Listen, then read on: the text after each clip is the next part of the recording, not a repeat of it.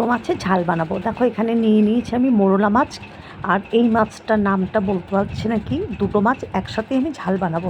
তো যাই হোক, ওই মাছগুলো আমি একটু কম নিয়েছি আর মোরলা মাছটা বেশি নিয়েছি। এটা হচ্ছে গাং মোরলা। মাছগুলো কেটে ধুয়ে পরিষ্কার করে নিয়ে এসেছি। এই যে খুব ভালো করে কেটে বারবার করে কিন্তু ধুয়েছি, আর ওই মাছগুলো আমি কম নিয়েছি আর গাং মোরলাটা বেশি নিয়েছি। ভালো করে নুন হলুদ আর সর্ষের তেল দিয়ে ভালো করে মাখিয়ে কিছুক্ষণ রেখে দেবো।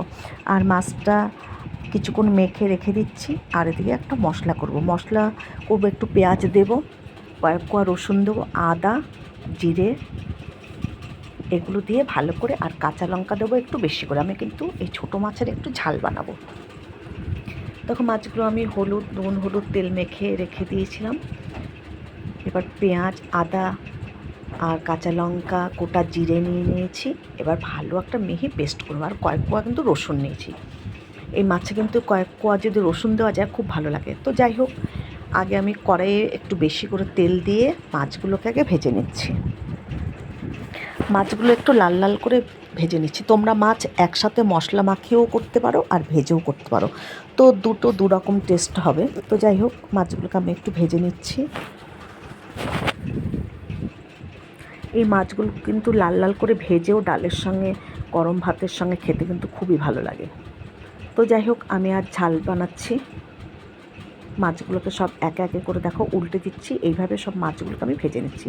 আর এই যে একটা মিহি পেস্ট করে নিয়েছি মশলার মধ্যে আমি নিয়ে নিয়েছি এদিকে পরিমাণ মতন হলুদ আর নুন।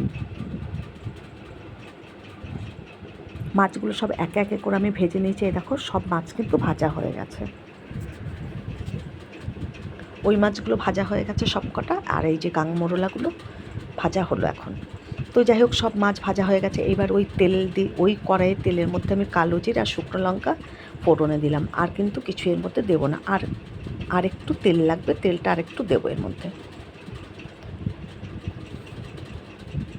তো ফোড়নটা ভাজা ভাজা হয়ে গেলে পরে এর মধ্যে যে বেটে রাখা মশলা ওটা দিয়ে দেবো। তো মশলা এবার খুব ভালো করে কিন্তু কষাতে হবে। আজ ঘরে কিন্তু টমেটো নেই, টমেটো দিতে পারিনি। তো যাই হোক, মশলাটা ভালো করে কষে আসার পরে টমেটো কেচাপ ঘরে আছে, সেটা একটু দিয়ে দেবো। তো বেশি দেবো না, অল্প করে দেবো। তো যাই হোক, এই যে একটু অল্প করে টমেটো কেচাপ দিয়ে দিলাম। তো যাই হোক, মশলাটা এবার খুব ভালো করে কষাতে হবে। মশলা যত কষাতে মানে ভালো হবে, তত কিন্তু মাছের ঝালটার টেস্ট খুব ভালো লাগবে। তো যাই হোক, দেখো মশলা খুব ভালো করে কিন্তু কষানো হয়ে এসছে, ওপর থেকে তেল বেরিয়ে এসছে। মশলাটা আর একটু সময় কষিয়ে নিলে কিন্তু একদম মশলা কষা রেডি হয়ে যাবে।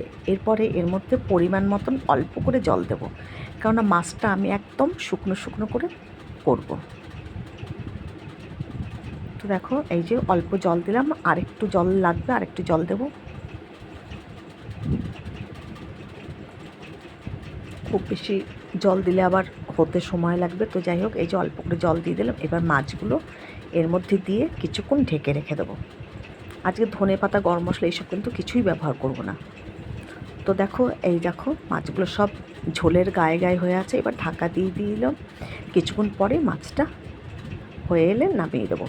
দেখো আরেকটু হবে মাছটা, আর একটু ঝোলটা টেনে নিলেই মাছটা কিন্তু নামিয়ে নেব। তবে তোমরা এইভাবে মাছ ঝাল করে খেয়ে দেখবে, ছোটো মাছ খুবই ভালো লাগে। এই দেখো মাছ কিন্তু একেবারে রেডি। তেলগুলো সব এই যে চারদিক দিয়ে বেরিয়ে এসছে। এবার আমি মাছের ঝালটা নামিয়ে নেবো, গ্যাসটা অফ করে দিলাম। এই দেখো মাছের ঝাল একেবারে রেডি। আর এভাবে শুকনো শুকনো করে খাবে, দারুণ লাগে। এই যে একটা ছোটো থালার মধ্যে নামিয়ে নিলাম, মাছের ঝাল একেবারে রেডি, আর দারুণ লাগে খেতে।